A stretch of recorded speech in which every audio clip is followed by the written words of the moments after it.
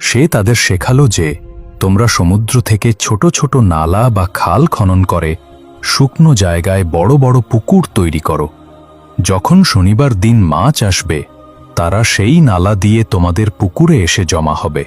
তখন তোমরা সেই নালার মুখ বন্ধ করে দিবে। এর পরের দিন অর্থাৎ রবিবার দিন তোমরা সেই পুকুর থেকে মাছ ধরবে। শয়তান তাদের বোঝালো যে এইভাবে তোমরা শনিবারে মাছ শিকার করার হুকুমও মানলে, আবার মাছও ধরতে পারলে।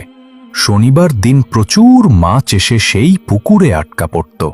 এই দুর্ভাগা জাতি ভাবল যে যেহেতু মাছগুলো পুকুরে আটকা পড়েছে, তাই তারা রবিবার দিন এই মাছ শিকার করলে কোনো পাপ হবে না। তারা এটা বুঝল না যে এটাও এক ধরনের শিকার যা আল্লাহ হারাম ঘোষণা করেছিলেন। এই ঘটনায় ইহুদিদের এই জাতি 3 ভাগে বিভক্ত হয়ে গেল। একদল লোক ছিল যারা মাছ ধরার এই শয়তানি কৌশলের তীব্র বিরোধিতা করেছিল। তারা নিজেরা এই পাপ থেকে বিরত ছিল এবং অন্যদেরও বারণ করত। 2, দ্বিতীয় একদল লোক ছিল যারা এই কাজকে মন থেকে খারাপ জানত এবং নিজেরা স্বীকার করত না, কিন্তু তারা নীরব ছিল। তারা অন্যদের বারণও করত না, বরং তারা প্রথম দলকে বলতো, তোমরা এমন এক জাতিকে কেন উপদেশ দিচ্ছ যাদেরকে আল্লাহ ধ্বংস করতে চলেছেন। 3, আর তৃতীয় দলটি ছিল অবাধ্য ও বিদ্রোহী, যারা আল্লাহর হুকুমকে অমান্য করে শয়তানের কৌশল গ্রহণ করল এবং শনিবার দিনেই মাছ আটকাতে শুরু করল। তারা প্রকাশ্যে আল্লাহর বিধানের বিরোধিতা করে সেই মাছ খেত এবং বিক্রি করত।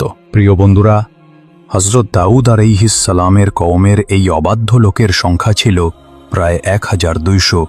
হযরত দাউদ আলাইহিস সালাম এই 1200 জন লোককে আল্লাহর আযাবের ভয় দেখালেন, কিন্তু তারা তাদের পাপকাজ থেকে বিরত হল না।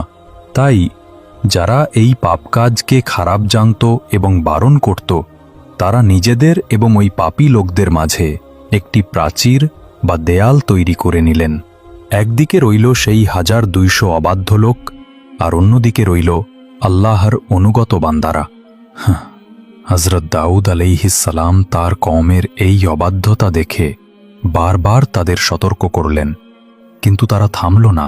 তখন একদিন হযরত দাউদ আলাইহিস সালাম রাগান্বিত হয়ে সেই মাছ শিকারী লোকদের উপর বদদুয়া করলেন। এর ফল এই হল যে একদিন সকালে ওই পাপী লোকদের ঘর থেকে কেউই বের হল না। এই দৃশ্য দেখে অন্য পাশে থাকা ভালো মানুষেরা প্রাচীরের উপর উঠে দেখল যে ওই অবাধ্য লোকগুলো সব বান